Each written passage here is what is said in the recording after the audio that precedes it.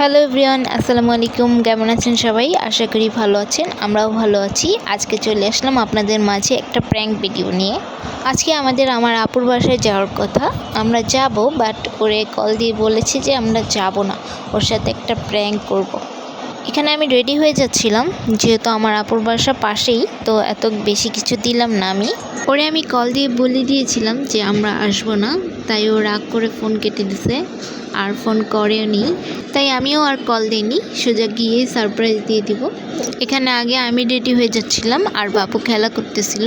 আর আমি আগে রেডি হয়ে দেন ওরে রেডি করব। ওরে আগে রেডি করলে ও আমাকে আর রেডি হতে দিবে না, তাই আমার রেডি হওয়া আগে। এখানে আমার রেডি হওয়া অলমোস্ট শেষ, লিপ গ্লসটা লাগালেই শেষ হয়ে যাবে। দেন বাবুকে রেডি করে নেব আমি।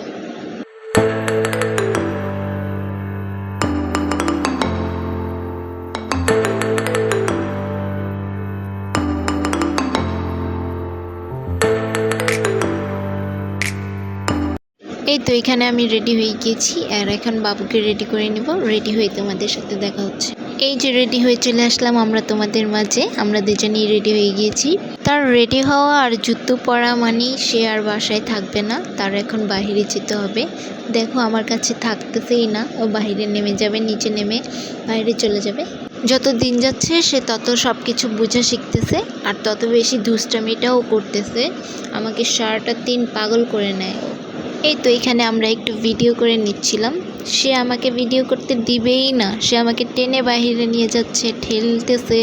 কখন বাহিরে যাবে সে, তাও তো তোমাদের জন্য তো একটা ভিডিও বানানো দরকার, তাই কিছু ক্লিপ নিয়ে নিচ্ছি।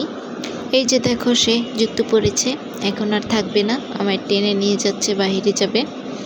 আমি কেন যাচ্ছি না, আমার পিছে পিছেই ঘুরতেছে। এখন আমরা বের হয়ে যাব। বাসায় কল দিয়েছিলাম, আমার ভাইকে ডেকেছি যেন ওর সাথে আমরা ওদের বাসায় চলে যেতে পারি। আমাদের এদিকের লাইন ঠিক করা হচ্ছে, তাই রাস্তাগুলোর এরকম বাজে অবস্থা হয়ে আছে, কেউ কিছু মনে করো না। আবার রাস্তা ঠিক হয়ে গেলে তখন আবার সুন্দর হয়ে যাবে। দেখতে দেখতে চলে আসছি আমরা ওদের বাসার সামনে। এই তো ওর বাসা। এখন আমরা ভিতরে ঢুকবো, দেন ওর রিয়াকশনটা দেখবো কি অবস্থা, কি করে ও। ফার্স্টে আলিফ রুমে গিয়ে বলতেছিল যে আমি আসছি, বাট ও বিশ্বাস করতেছিল না। দেন আমাকে যখন দেখে ও পুরো অবাক হয়ে গেছে। আমি ওর রুমের ভিতরের ভিডিওগুলো করিনি, কারণ ও রান্না করতেছিল তো, তাই ওর রুমটা খুব মেসি হয়েছিল। দেখতে দেখতে চলে আসলাম ভিডিওর শেষ পর্যায়ে। আমাদের ভিডিওটি ভালো লাগলে অবশ্যই লাইক, কমেন্ট অ্যান্ড সাবস্ক্রাইব করে আমাদের পাশে থেকো। আল্লাহ হাফেজ।